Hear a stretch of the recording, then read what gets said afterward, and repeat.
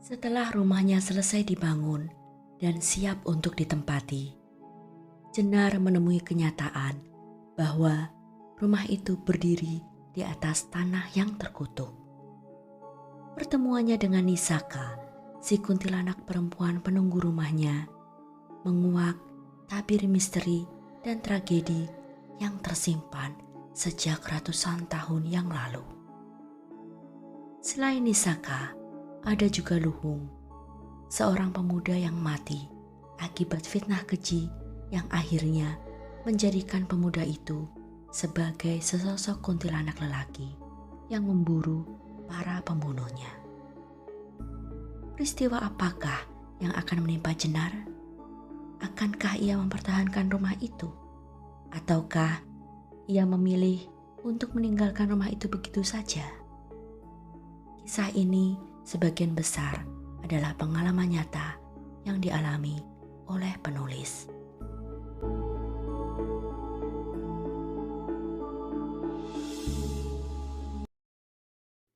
Bagian ke-10, Pengkhianatan. Sudah berapa lama kau tak mengundangku, Dipo? Tanya suara berat dan serak itu. Ki Dipo tertunduk malu. 6 tahun, Empu. Lalu, mengapa kini kau mengundangku lagi? Ki Dipo menjawab pelan. Aku butuh bantuan Empu. Sosok lelaki tua itu terkekeh. Ki Dipo melirik dengan ekor matanya. Terakhir kali ia melihatnya, sosok Empu Japa berwujud seorang lelaki dewasa dengan tubuh tinggi besar dan bola mata berwarna semerah saga. Kali ini, sosok Empu Japa berwujud lelaki tua yang berkulit berkerak seperti batang kayu. Rambutnya memutih dan tipis hingga batok kepalanya terlihat. Bola matanya berwarna putih seperti orang buta. Empu Japa bukanlah manusia. Ki Dipo bertemu dengan makhluk itu saat ia masih berusia kanak-kanak. Kala itu, Empu Japa berwujud seorang lelaki dewasa berwajah tampan dengan pakaian yang rapi dan senyuman ramah. Seketika itu, jiwa kanak-kanak Ki Dipo pun tertawan oleh tipu daya makhluk itu.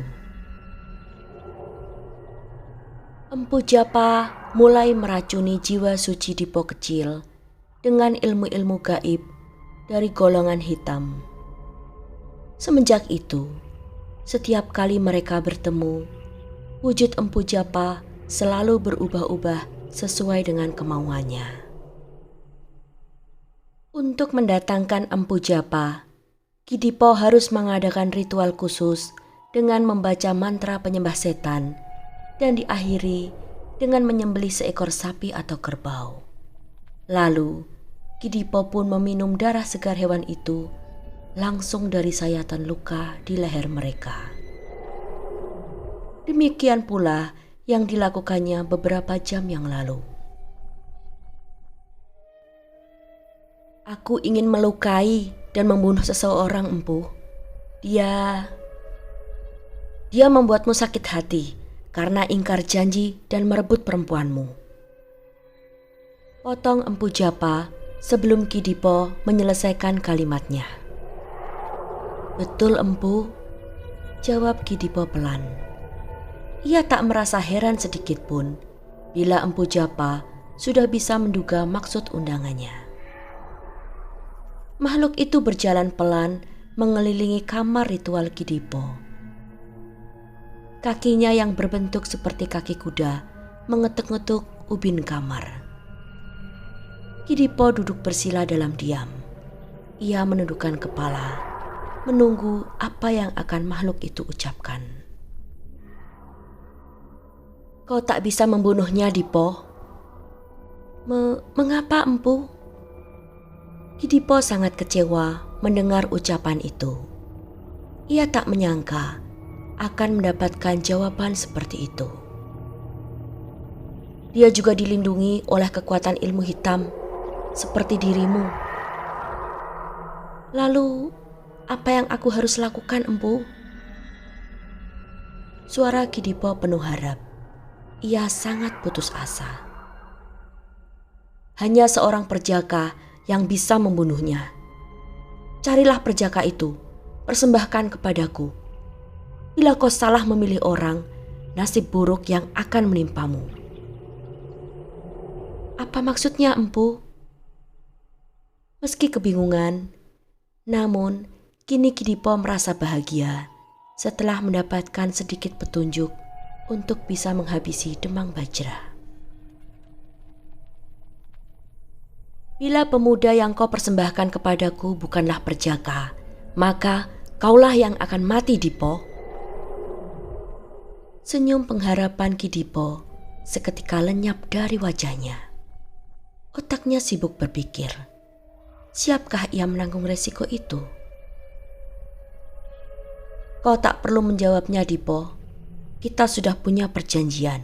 Kau tak bisa menariknya kembali. Aku pergi sekarang. Tanpa menunggu jawaban, makhluk itu pun menghilang dalam sekejap mata, meninggalkan Kidipo yang dilanda kekalutan.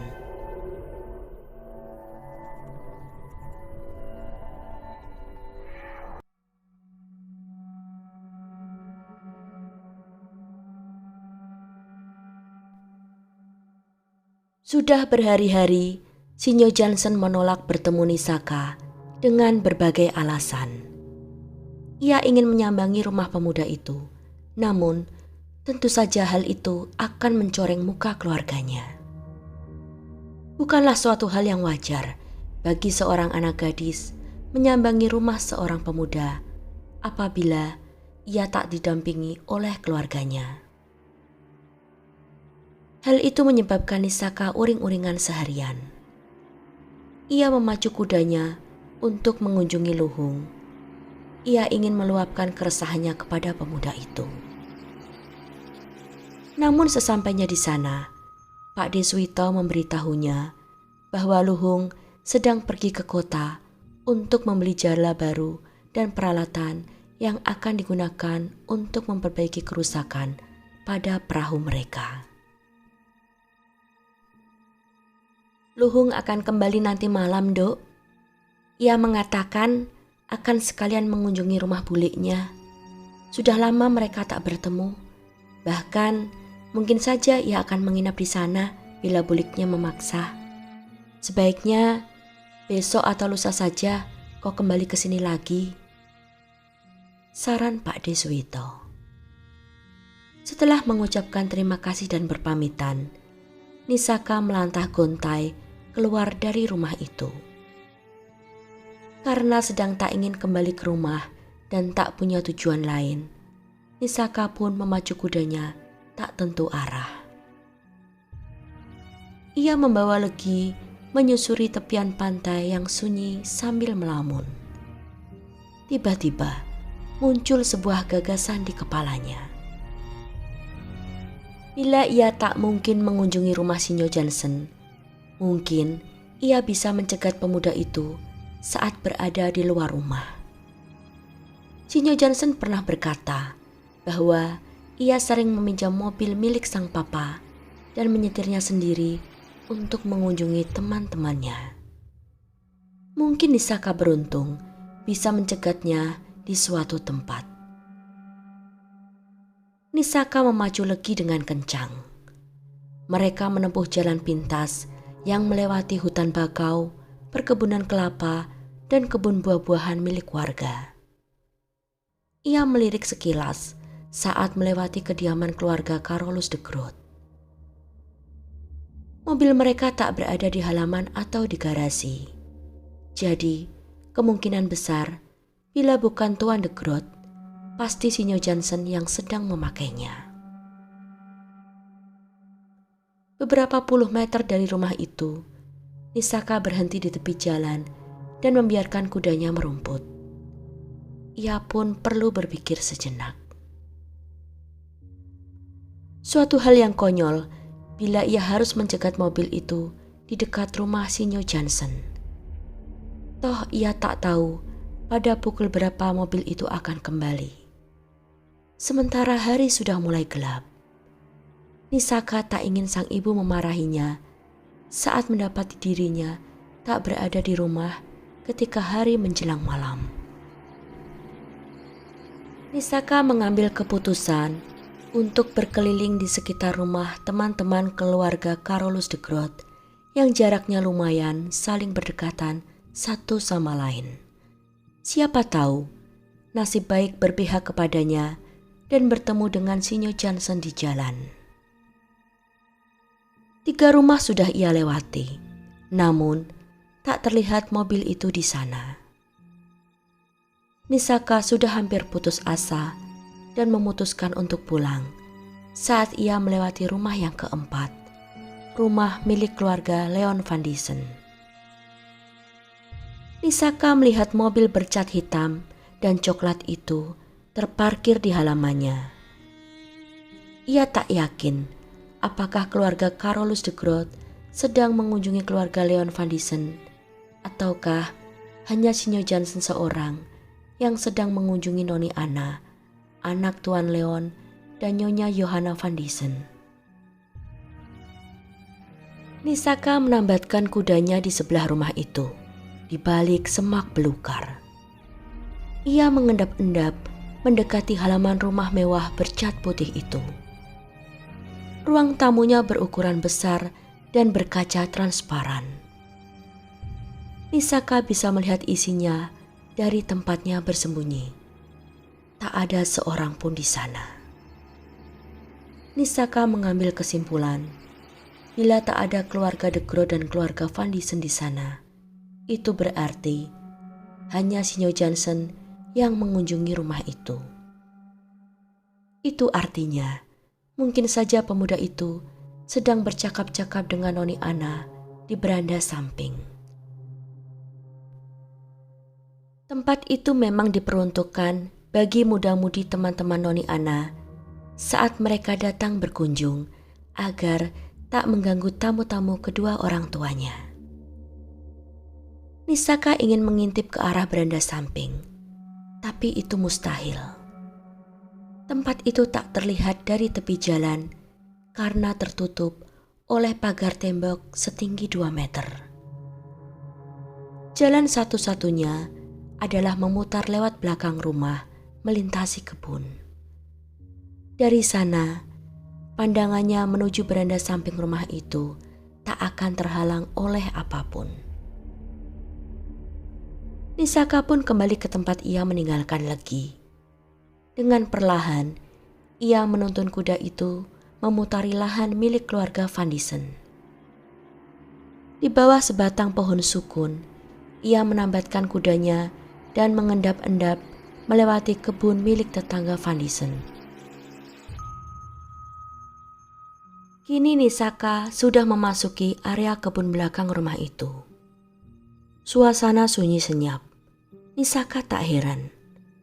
Para orang Belanda itu selalu mempekerjakan para babu dan jongos pribumi yang akan pulang ke rumah masing-masing pada saat sore hari. Jadi, kemungkinan besar saat itu sudah tak ada lagi para pekerja di rumah Van Disen. Nisaka yakin sekali tak akan ada yang memergokinya, kecuali mungkin si empunya rumah, bila mereka tanpa sengaja memandang ke arah kebun. Sedikit lagi, Nisaka akan berada di kebun samping rumah itu. Ia hanya harus memutar di belakang rumah kaca yang berisi koleksi anggrek milik Nyonya Johanna. Ingatannya kembali melayang ke malam itu, saat ia dan Sinyo Johnson mabuk kepayang dan Nisaka menyerahkan kesuciannya kepada pemuda itu dengan sukarela. Kenangan itu membuatnya merona bahagia, sekaligus merasa sedih, karena di saat yang sama ia juga teringat kembali perlakuan Sinyo Johnson padanya akhir-akhir ini. Nisaka terus mengendap-endap di samping rumah. Namun, tiba-tiba langkahnya terhenti. Telinganya menangkap suara yang berasal dari dalam rumah kaca itu. Senja mulai turun, sekeliling mulai gelap. Nisaka tak yakin suara apa yang baru saja didengarnya. Ia berdiri setengah membungkuk di bawah pohon kamboja di samping rumah kaca itu. Suara itu kembali terdengar. Suara desahan seorang perempuan yang disusul dengan geraman halus seorang lelaki. Nisaka membelalak saat mengenali suara itu. Itu adalah suara Noni Ana dan Sinyo Johnson.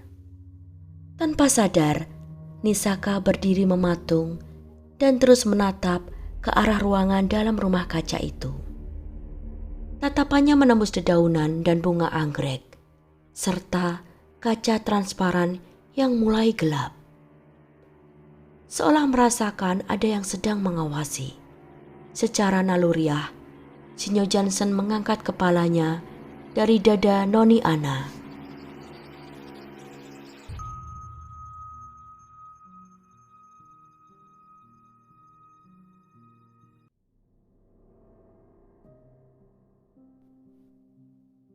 Pandangannya bertemu dengan mata Nisaka yang berkaca-kaca.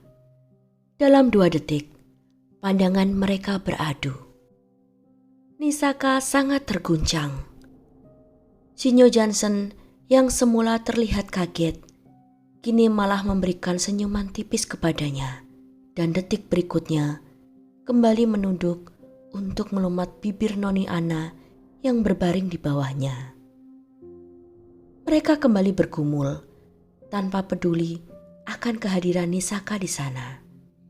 Di sofa yang sama, tempat dulu Sinyo Johnson membaringkan Nisaka.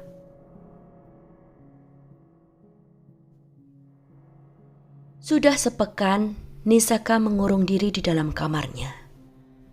Ia merasa sangat terpukul karena perlakuan Sinyo Johnson kepadanya. Ia merasa begitu bodoh telah mempercayai pemuda itu yang jelas-jelas sejak awal hanya ingin mempermainkannya.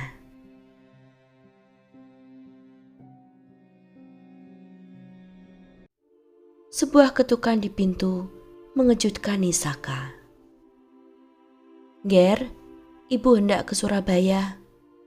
Ada pertemuan dengan seorang juragan yang ingin membeli hasil panen kopi dan cengkeh kita.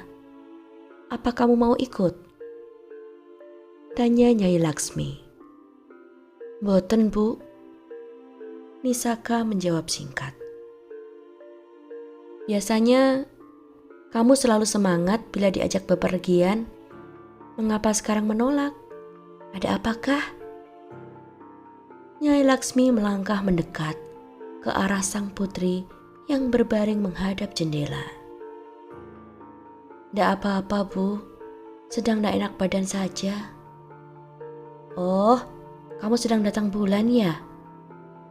"Nggih," Nisaka menjawab asal. "Baiklah kalau begitu, memang lebih baik kamu beristirahat di rumah saja. Perjalanan sejauh itu akan membuatmu lelah dan bisa jatuh sakit bila keadaanmu sedang begini." Nisaka tak menjawab. Ia hanya memejamkan mata, berpura-pura mengantuk. "Ibu akan berangkat sebentar lagi. Nanti malam biar Mbok Girah menginap di sini untuk menemanimu." "Enggih," jawab Nisaka singkat. Nyai Laksmi pun meninggalkan kamar Nisaka. Pukul 5 sore, Nyai Laksmi berangkat dengan kereta kudanya bersama dengan seorang kusir dan seorang anak buahnya. Besok pagi, ia harus bertemu dengan juragan pemilik pabrik kopi dan cengkeh. Bila pertemuan itu berhasil dengan baik, Nyai Laksmi berencana akan kembali sore harinya. Ini bukanlah untuk yang pertama kali perempuan itu bepergian untuk mengurus usahanya. Sejak Juragan Cokro masih hidup, mereka berdua sudah sering bepergian kemana-mana untuk urusan pekerjaan. Kini, mau tidak mau, Nyai Laksmi harus melakukan segalanya sendiri. Ia yang memang seorang perempuan yang kuat dan tak pernah mengeluh, tak pernah menganggap hal itu sebagai suatu beban. Nisaka memutuskan untuk keluar dari kamarnya dan menuju ke dapur untuk makan sesuatu. Mbok Girah pasti berada di sana. Benar dugaannya, perempuan paruh baya itu sedang menyibukkan diri melipati pakaian yang tadi sore diangkatnya dari jemuran. Ia duduk di sebuah dipan panjang yang diletakkan di sisi kanan dapur di dekat pintu keluar. Ia menoleh saat mendengar suara langkah Nisaka. "Dan Nisaka mau makan?" tanya perempuan itu. "Iya, Mbok." Nisaka duduk dengan malas di salah satu kursi makan. Mbok Girah segera bangkit dan mengambilkan nasi dan lauk untuk juragan kecilnya. Perempuan itu sudah mengabdi pada Nyai Laksmi sejak Nisaka masih berusia beberapa hari. Tak mengherankan bila ia sangat hafal dengan makanan kesukaan gadis itu. "Tumben Den Ayu ndak ikut ibu ke Surabaya?" tanyanya. "Iya, Mbok, sedang malas saja." Mbok Girah hanya mengangguk-angguk. Sebagai orang yang sudah sangat hafal akan sifat Nisaka, ia memilih untuk tak banyak bertanya bila gadis itu bersikap murung seperti saat ini. Ia tahu Nisaka akan bercerita bila ia memang sudah menginginkannya sendiri. "Si Warti di rumah dengan siapa kalau Mbok menginap di sini?" tanya Nisaka saat Mbok Girah menyiapkan teh untuknya. "Ya sendirian, Den," jawab perempuan itu. Warti adalah anak bungsu Mbok Girah. Usianya sekitar 2 tahun lebih muda dari Nisaka. Anak Mbok Girah yang lain telah berkeluarga. Suami Mbok Girah sudah meninggal dunia 3 tahun yang lalu karena sakit. Nisaka memandangi Mbok Girah. "Lebih baik Mbok pulang saja, temani Warti. Toh tak ada lagi yang perlu dikerjakan di sini. Selesai makan, aku juga akan langsung masuk ke kamarku dan tidur. Aku tahu Mbok akan gelisah dan tak bisa tidur bila tidak di rumah Mbok sendiri," ujar Nisaka. Seulas cengiran muncul di sudut bibir Mbok Girah. Memang benar apa yang Nisaka katakan. Ia tak pernah bisa tidur di rumah orang lain. "Enggak, Den. Nanti ibu marah kalau Mbok pulang. Mbok kan sudah diutus untuk menjaga Den Ayu," tolak perempuan itu. "Ndak apa-apa, Mbok. Aku ndak akan bilang pada ibu kalau Mbok pulang. Ndak apa-apa kalau Mbok mau pulang sekarang." "Baiklah kalau begitu. Mbok pulang saja ya, Den." Nisaka mengangguk. Selesai mencuci piring, Mbok Girah pun berpamitan dan pulang melalui pintu belakang. Nisaka memeriksa semua pintu dan jendela. Setelah semuanya dirasa sudah aman terkunci, ia pun pergi ke kamar mandi, lalu kembali ke dalam kamarnya.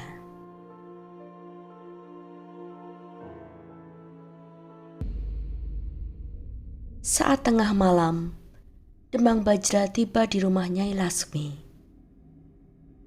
Dengan setengah mabuk, terhuyung-huyung, ia berjalan menuju ke pintu setelah meninggalkan kudanya begitu saja di halaman. "Laksmi! Laksmi! Buka pintu!" teriaknya sambil menggedor-gedor daun pintu yang terbuat dari kayu jati. Nisaka yang baru saja terlelap akhirnya terbangun kembali. Dengan kepala yang terasa berat, ia melangkah tersaruk-saruk menuju pintu depan. Untunglah ada sebuah lampu teplok minyak yang masih menyala di ruang depan, sehingga ia tak perlu menabrak sesuatu dalam kegelapan. Nisaka membuka pintu. Seketika bau arak bercampur keringat menyeruak seiring tubuh Demang Bajra yang merangsek masuk.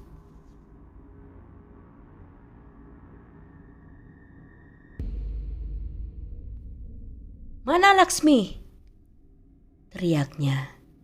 Matanya liar mencari-cari. "Ibu ke Surabaya," jawab Nisaka penuh ketakutan. Tanpa sadar, ia mundur selangkah, menghindari jarak yang terlalu dekat dengan Demang Bajra. "Sundal, mengapa ia tak bilang kepadaku?" Nisaka mengernyit heran. Tak mungkin sang ibu lupa memberitahu ayah tirinya. Lelaki itu hanya lupa karena terlalu banyak minum sehingga menjadi mabuk. Nisaka yakin sekali akan hal itu. Namun, ia memilih untuk diam saja. Demang Bajra melangkah memasuki rumah. Nisaka mulai merasa gemetar saat menyadari bahwa ia hanya sendirian berada di rumah itu. Ia sangat menyesal sudah menyuruh Mbok Gira untuk pulang. "Ambilkan aku minum," bentak Demang Bajra. Lelaki itu melepaskan baju dan ikat kepalanya, lalu melemparkannya begitu saja ke lantai. Dengan setengah berlari, Nisaka bergegas menuju ke dapur untuk mengambilkan segelas air putih bagi ayah tirinya. Dengan tangan gemetaran, ia mengelurkan gelas itu. Demang Bajra meneguknya hingga tandas dalam sekali tarikan napas. Dengan kasar, ia meletakkan gelas yang sudah kosong itu ke atas meja. Nisaka kebingungan apa yang harus ia perbuat. Haruskah ia kembali ke kamarnya dan mengunci diri di sana, ataukah meminta Demang Bajra untuk pergi saja? "Nisaka!" "Nggih," jawabnya takut-takut. "Tutup pintu depan," perintah Demang Bajra dengan telunjuk mengarah ke pintu. Bagai kerbau dicucuk hidung, Nisaka hanya menurut. Ia menutup dan mengunci pintu depan. Setelah itu, ia berbalik menuju ke kamarnya tanpa menoleh lagi. Namun, baru saja melewati Demang Bajra yang tergeletak di kursi panjang, tiba-tiba lelaki itu bangkit duduk dan secepat kilat menyambar lengan kurus Nisaka. "Mau kemana kau bocah?" tegurnya keras. "Lepaskan, aku mau tidur," teriak Nisaka dengan panik. Ia berusaha meronta-ronta menarik tangannya. "Tidak bisa, ibumu minggat, maka kaulah yang harus menggantikannya. Sini kau!" Dengan sekali sentakan, Demang Bajra berhasil membuat Nisaka tersungkur. Gadis itu berteriak mengaduh saat bagian belakang kepalanya menghantam meja ruang tamu. Rasa sakit yang luar biasa membuatnya nyaris kehilangan kesadaran. Ia hanya bisa merintih dan memohon saat Demang Bajra mulai merenggut paksa pakaiannya dan membaringkannya di atas meja itu. Bagai seekor binatang, Demang Bajra menggagahi anak tirinya sepanjang malam. Nisaka pun jatuh tak sadarkan diri.